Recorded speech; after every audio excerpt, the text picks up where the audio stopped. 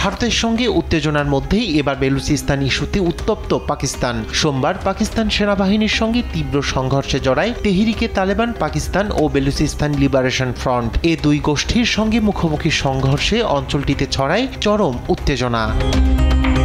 এই ঘটনায় বেশ কয়েকজন অস্ত্রধারীকে হত্যার দাবি করেছে আইএসপিআর। পাকিস্তানে নিষিদ্ধ এ সংগঠনগুলোকে দশকের পর দশক অঞ্চলটিতে প্রক্সি দিয়ে আসছে ভারত।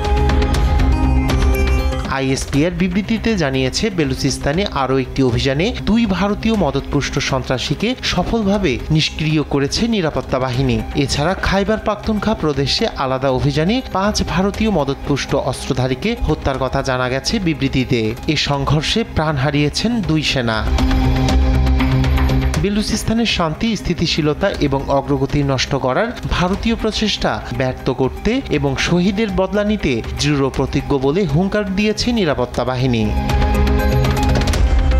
সফল অভিযানে নিরাপত্তা বাহিনীর প্রশংসা করে ইতিবাচক পদক্ষেপ হিসেবে বর্ণনা করেছেন পাকিস্তানি প্রেসিডেন্ট আসিফ আলী জারদারি এবং প্রধানমন্ত্রী শাহবাজ শরীফ। ভারতীয় মদতপুষ্ট সন্ত্রাসী নির্মূল করে দেশ রক্ষার সংকল্প অটলের কথাও তুলে ধরেন তারা। Pakistan institute of conflict and সিকিউরিটির প্রতিবেদন অনুসারে গেল মার্চ থেকে জঙ্গি সহিংসতা ও অভিযান জোরদার করেছে শাহবাজ সরকার। রায়হান কবি শুভ্র, নিউজ ডেস্ক, দেশ টিভি।